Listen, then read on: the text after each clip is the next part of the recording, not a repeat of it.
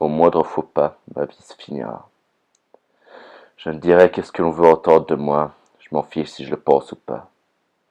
À chaque prise de parole, je dois paraître opposé à mon concurrent, peu importe le sujet. Si nos idées sont communes, le débat sera ennuyant. C'est à éviter sauf si... Enfin, je me sens considérée. Enfin, je suis regardée. En plus, j'exprime mes opinions, même si dans certaines situations, je dois mentir. Le regard de milliers de personnes sur moi me déprime. Comme dans un tribunal, le jugement est irrévocable. Mes dires sont retenus, souvent contre moi. Je suis stressée par le regard de milliers de personnes. Mais c'est ce même stress qui fait battre mon cœur. Au moins, on se souviendra de moi. Comme je regrette mon enfance. Je pouvais dire ce que je voulais, ce que je pensais, sans que l'on me juge, sans que l'on s'en souvienne. Comme je suis contente d'être enfin adulte, j'étais invisible. Personne ne m'écoutait, même pas mes parents. La pression m'étouffe. Mon cœur s'accélère. J'aiguise ma rhétorique et que le show commence.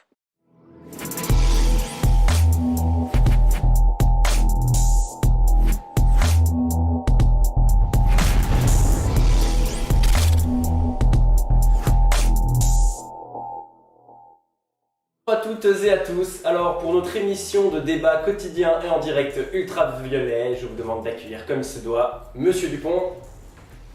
Bonjour. Bonjour, bienvenue. Et Madame Duchemin. Bonjour, bienvenue. Alors j'espère que vous êtes prêts parce que ce soir nous avons un programme très chargé. Je suis toujours prête. Alors une question qui se pose sur toutes les lèvres, doit-on interdire les regards dans les lieux publics ? Cela me paraît évident, bien sûr qu'il faut l'interdire. Vous pensez donc que toutes les personnes qui auraient une opinion divergente à la vôtre, comme des sots? Je n'ai pas dit ça. En effet, cette interdiction sonnerait comme une véritable révolution. Je pense que la population pourrait comprendre si elle comprenait toutes les implications comme... Comme l'abolition de nos libertés? Je n'ai pas dit cela. Non, en effet, cette fin pourrait mettre un terme à certains règles sociaux comme le culte des corps, le harcèlement, l'égoïsme et la pudeur. Ces troubles comportementaux ne sont pas liés au regard, c'est lié à une mauvaise éducation. Ce chemin ne peut venir que des citoyens. Bah justement, pourquoi mettre une interdiction? De plus, l'éducation ne fonctionne pas sur tout le monde, il y a toujours des cancres. Vous vous contredisez. Je vois que vous n'êtes même pas clair dans votre tête.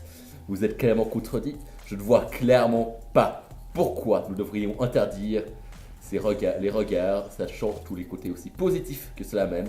Cela pousse des personnes à faire un régime et à être en meilleure santé.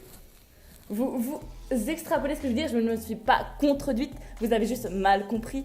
Je dis juste que les regards peuvent porter atteinte au jugement personnel et peuvent vous faire juste vous sentir mal dans votre peau. Vous connaissez le harcèlement sexuel?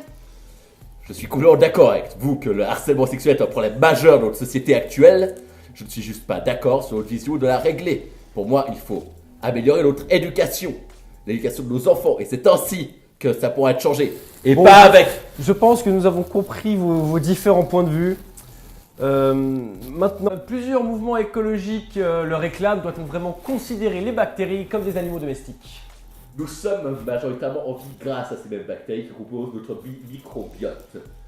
Je considère donc extrêmement important le fait que nous augmentions leur statut social au rang d'animaux de compagnie en tout cas.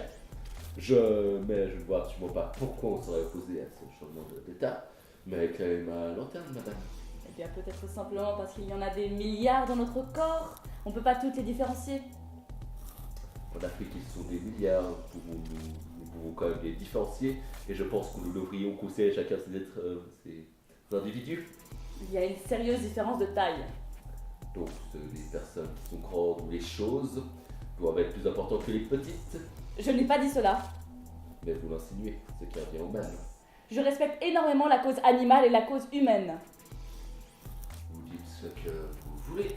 Je me fie à votre langage non verbal et vos insinuations pour savoir ce que vous en est réellement. Bon, tout a été dit, je crois.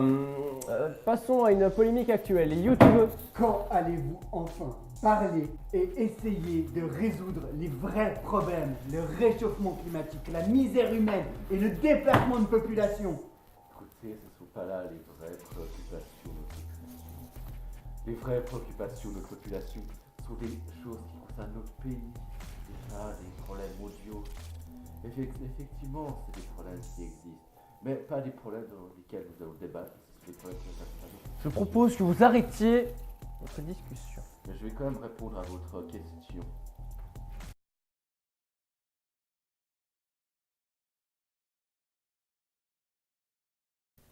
Maîtrisez-la. Quoi? Mais Putain de direct. Et voilà, on est encore piégé par ces putains de spectateurs. On fait quoi? On dit la vérité? Le peuple partira directement en révolution. Bon bah, qu'est-ce qu'on fait? On énonce un problème technique et on va espérer que le peuple oubliera cette merde. Le peuple n'oublie jamais, se souvient toujours. Mais on fait ça, on n'a pas d'autre option que de trouver maintenant. Plus on attend, plus c'est suspect. Allez, action! Action. Excusez-nous à cette petite coupure due à un problème technique, mais nous avons toute la nuit pour débattre. Donc, le sujet polémique dont nous allons parler maintenant, est-ce que les policiers peuvent vraiment arrêter les criminels sans leur consentement? Eh bien, je trouve que le consentement est la valeur la plus primordiale et qu'il faut vraiment la conserver le plus possible. Et chaque personne a le droit de l'expression et exprimer si c'est d'accord ou non de se faire arrêter. Je pense que c'est un fait qui devrait Mais tout vous à fait êtes respecté. complètement absurde.